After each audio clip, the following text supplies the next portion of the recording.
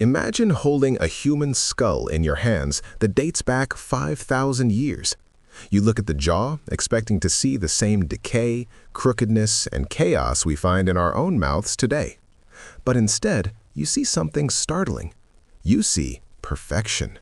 32 teeth, gleaming white and perfectly straight, sitting in a wide, powerful arch with room to spare. There are no wisdom teeth pushing against molars, no painful crowding, and not a single sign of dental intervention. This wasn't a lucky individual. This was the human standard for nearly all of history. Now, look at a modern skull from the last century. The jaw is narrow, the teeth are a cluttered mess, and the wisdom teeth are trapped in the bone like a ticking time bomb. For decades, we've been told that crooked teeth are just genetic lottery, a bit of bad luck inherited from your parents. But the archaeological record tells a much darker and more profitable story. Your teeth didn't change, your face did. And while the science explaining exactly why this happened has been sitting in prestigious journals at Harvard and Stanford for years, the industry that profits from your shrinking jaw is staying remarkably quiet. We are living through a biological crisis that is being sold back to us as a cosmetic inconvenience. The Hassanlu skull found in Iran is a silent witness to a crime committed against the human body. When paleoanthropologist Janet Monge examined it, she found a level of dental health that would put a modern celebrity to shame. This person never owned a toothbrush, never used fluoride, and never saw an orthodontist. Yet their teeth were perfectly symmetrical. Why? Because their jaw grew to its full biological potential. In the modern world, we treat braces as a rite of passage, a standard part of growing up. We extract 10 million wisdom teeth every year in America alone, creating a $3 billion industry built on the fact that our mouths are simply too small for our own biology. We are the only species on the planet that needs metal wires to keep our teeth straight.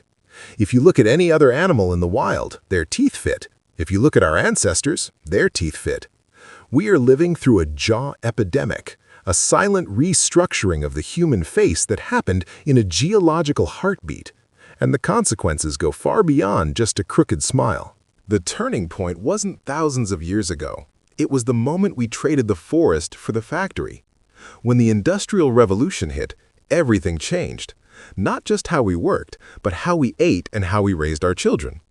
We moved from tough, fibrous foods that required hours of intense chewing to soft, processed mushes. This shift in texture was the beginning of the end for the human jaw. Bone is a dynamic tissue. It responds to stress. When you stop chewing hard foods, the jawbone doesn't receive the mechanical signals it needs to grow wide and strong. We also traded breastfeeding for bottle feeding on a massive scale. The act of nursing requires a specific, intense muscular effort that literally pulls the jaw forward and widens the palate. A bottle-fed baby misses that mechanical signal entirely. Combined with a diet of white flour, refined sugar, and canned goods, the human face began to narrow. Within just 1 or 2 generations, the wide, robust faces of our ancestors vanished, replaced by the narrow, recessed profiles we see in the mirror today. This isn't just a theory. In the 1930s, a Cleveland dentist named Weston A. Price noticed that his patients' teeth were becoming increasingly crowded and decayed. He decided to travel the world to find people who still lived on traditional diets. From Swiss mountain villages to African tribal communities, he found the same thing: perfect teeth. But as soon as these people were introduced to the white man's food, sugar, white flour, and vegetable oils, their children grew up with narrow faces and crooked teeth. It wasn't genetics, it was nutrition and mechanical use. Same genes, 1 generation apart, but completely different facial structures. This was proof that our environment was reshaping our skeletons in real time. Yet, despite this evidence being published in 1939, it was largely ignored by the dental establishment. Why? Because you can't sell a wide jaw, but you can certainly sell the braces to fix a narrow one. The danger of a shrinking jaw isn't just about looks. When your jaw doesn't grow wide enough, your airway suffers. There's less room for your tongue, forcing it backward toward your throat. This is the direct root cause of obstructive sleep apnea. a condition that is currently exploding in the modern world.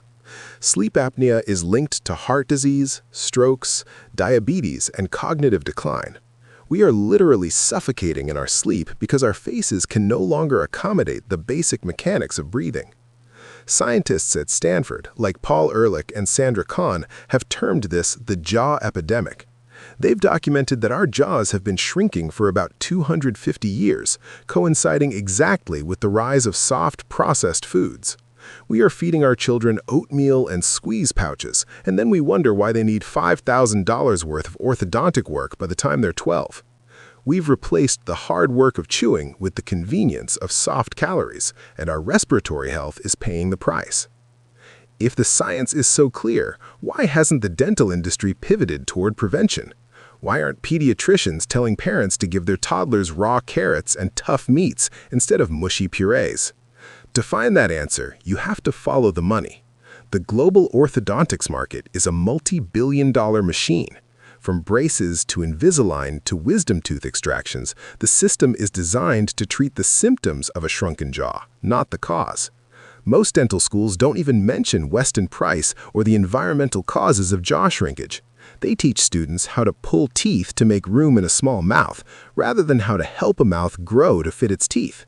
It's a lucrative cycle where the food industry creates the problem and the dental industry sells the patch. There's no profit in a child who grows a perfect jaw naturally. You carry the evidence of this shift in your own mouth right now. If you've had your wisdom teeth pulled, it's because your jaw failed to reach its ancestral potential. If your teeth are crowded, it's because the bone didn't grow wide enough to hold them. But understanding this is the first step toward reclaiming your health. For adults, it might be about improving tongue posture and breathing through the nose. For the next generation, it's about returning to the foods that demand effort. It's about realizing that our bodies are incredibly adaptive. We don't have to accept a future of narrow airways and metal-filled mouths. The 5,000-year-old skull isn't a miracle of the past. It's a blueprint for our biology. It's a reminder of what we were meant to be before we started living in a world that forgot how to chew. It's time we stop treating the symptoms and start looking at the face in the mirror for what it truly is, a biological masterpiece that has been stunted by modern convenience. The truth is sitting in medical journals, hidden in plain sight, waiting for us to stop being profitable patients and start being healthy humans again.